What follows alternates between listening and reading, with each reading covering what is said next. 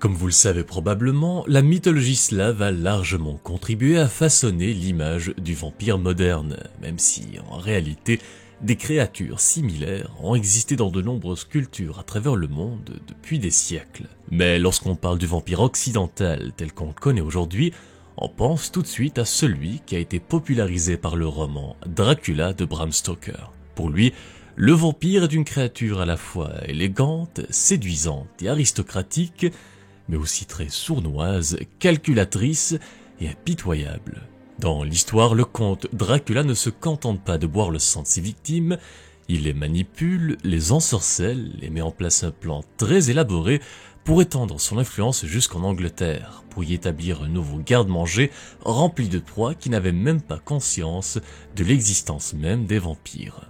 Mais derrière cette figure littéraire se cache quelque chose de bien plus ancien, bien plus enraciné dans les traditions populaires. Pour créer le personnage de Dracula, Bram Stoker s'était fortement inspiré de la mythologie et de l'histoire roumaine, et parmi les nombreuses légendes locales, on trouve celle des Strigoi. Les Strigoi existent depuis très longtemps dans les croyances et les traditions balkaniques. Ce sont des créatures fascinantes, parce qu'elles peuvent désigner à la fois deux catégories d'êtres surnaturels. Des morts-vivants revenant à la vie à cause d'une malédiction, d'une mort injuste ou d'un rituel funéraire mal exécuté, mais aussi des sorcières ou des esprits maléfiques capables de quitter leur corps en plein cœur de la nuit pour hanter et tourmenter les vivants. Au fil du temps, ces récits ont pris des formes différentes selon les régions, les villages et même les familles. Tout le monde avait sa propre version des faits. Comme souvent dans le folklore, chaque conteur y ajoutait un petit détail pour mieux représenter ses peurs et son imagination. Mais généralement, en Roumanie, on classe les Strigoi en trois grandes catégories. Il y a d'abord les Strigoica, sorte de sorcières maléfiques capables de se métamorphoser en animaux nocturnes, comme des chats, des oiseaux, des chauves-souris, pour voler ou drainer la force vitale des humains. Ensuite, viennent les Strigoi vii, des personnes encore en vie mais marquées par une malédiction. Elles aussi peuvent quitter leur corps la nuit pour se nourrir de l'énergie des vivants. Et enfin, les plus dangereux des trois, les Strigoi morts, de véritables morts vivants qui se lèvent de leur tombe à la tombée de la nuit pour boire le sang des mortels et répandre la maladie, la folie et la mort. Mais vous vous demandez peut-être d'où vient ce mot, Strigoi.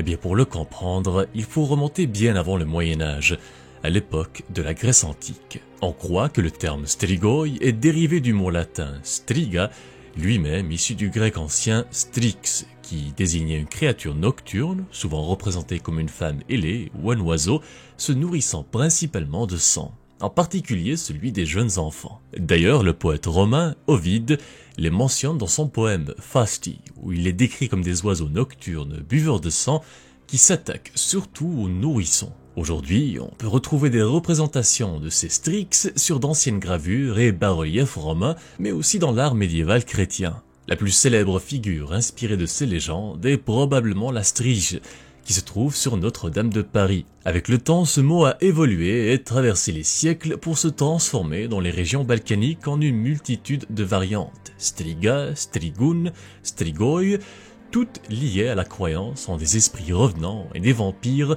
se nourrissant de sang. Et si aujourd'hui on imagine le vampire comme une créature élégante qui vit dans des châteaux gothiques, les récits roumains, eux, sont bien plus sombres et viscéraux. Dans les campagnes de Transylvanie, de Valachie et en Moldavie, les Strigoi sont avant tout des morts qui refusent de reposer en paix, animés par la rancune, la faim ou la magie noire. Dans la grande majorité des histoires racontées par les paysans, les Strigoi se réveillent lorsque le lien entre le monde des morts et celui des vivants s'affaiblit, souvent lors des nuits sans lune ou pendant certaines fêtes comme la Saint-André, considérée comme la nuit des esprits en Roumanie. Ils sortent alors de leur tombe et se faufilent silencieusement vers les maisons des villages à proximité pour se nourrir de la force vitale de leurs victimes endormies. On dit qu'ils aspirent leur énergie ou leur sang, les laissant pâles, fiévreux et vidés le lendemain matin. Mais leur pouvoir ne s'arrête pas là. Dans certaines légendes, les Strigoi ne se contentent pas de tuer, ils contrôlent la nature elle-même.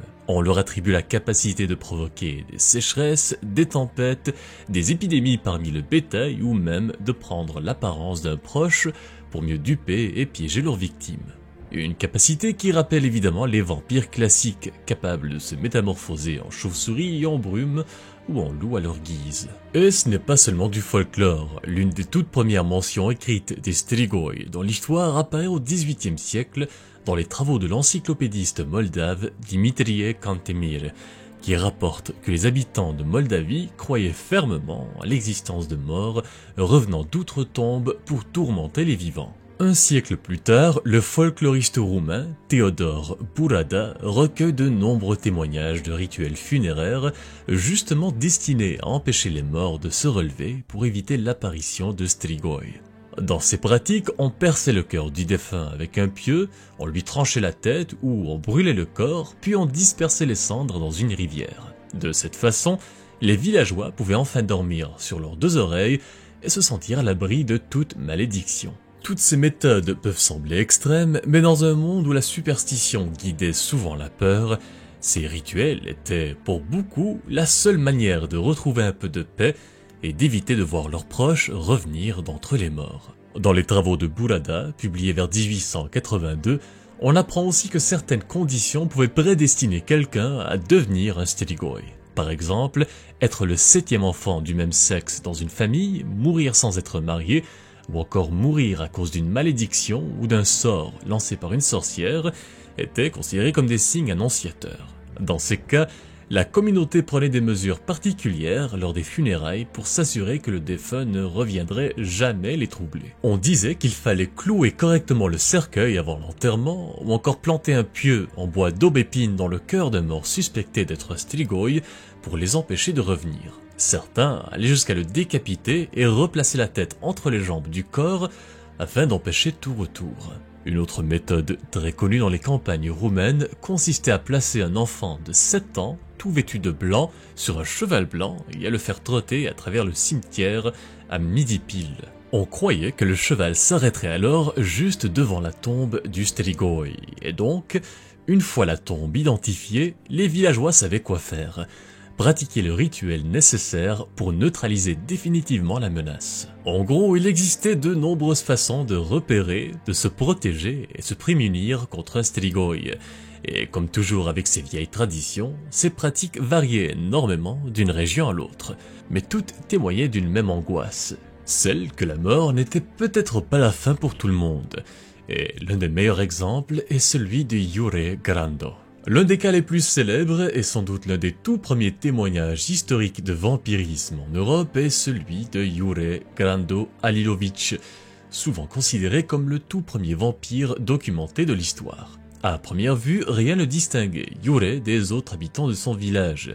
C'était un simple tailleur de pierre, père de 2 enfants, qui vivait paisiblement dans le petit village de Kringa, en Istrie, une région alors sous domination vénitienne, aujourd'hui située en Croatie. Mais tout changea à sa mort en 1656. Ce qui aurait pu être une disparition ordinaire devint rapidement une affaire terrifiante mêlant foi, superstition et horreur. Selon les récits transmis par les villageois et rapportés plus tard par des chroniqueurs, Jure Grando serait revenu d'entre les morts pour hanter le village pendant 16 longues années, jusqu'en 1672.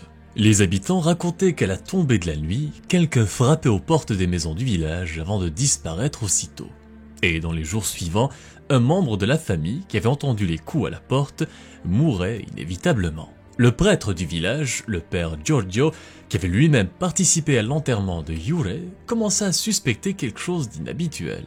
Selon son témoignage, ces visites nocturnes coïncidaient toujours avec des décès soudains, souvent précédés d'un grand malaise collectif dans le village. Pire encore, la veuve de Jure Grando, sa femme Ivana, affirmait que son défunt mari lui apparaissait parfois à la fenêtre de sa chambre. Elle le décrivait comme pâle, souriant et haletant, comme s'il respirait encore. Ces apparitions alimentèrent encore plus la panique parmi les habitants. Le soir, le père Giorgio déclara avoir rencontré le vampire face à face, mais qu'il réussit à faire fuir la créature en brandissant sa croix et en invoquant le nom de Dieu. Devant la peur croissante, le préfet du village décida alors un jour de rassembler un groupe d'hommes pour mettre fin au fléau.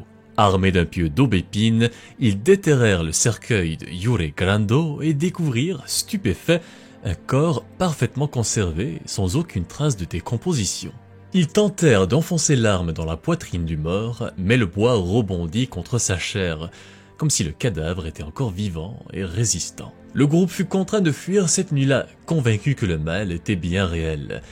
Et la nuit suivante, 9 villageois étaient revenus au cimetière, cette fois mieux préparés. Ils avaient avec eux des lampes, une croix et un pieu béni, décidés à en finir une bonne fois pour toutes. Les hommes présents avaient tenté de lui transpercer le cœur une nouvelle fois, mais le pieu refusa toujours de pénétrer sa peau. Alors, après plusieurs prières, les villageois ont décidé de lui trancher la tête et de la poser entre ses jambes. Selon la tradition, la paix revint très vite au village suite à la décapitation de Jure Grando Lilovic. Plus aucun décès mystérieux ne fut signalé dans le village et la tombe du Strigoi fut scellée à jamais. Cette histoire a traversé les siècles et même si aujourd'hui la peur des Strigoi n'est plus aussi vive qu'autrefois, il existe encore, ici et là, des cas où ces croyances refont surface.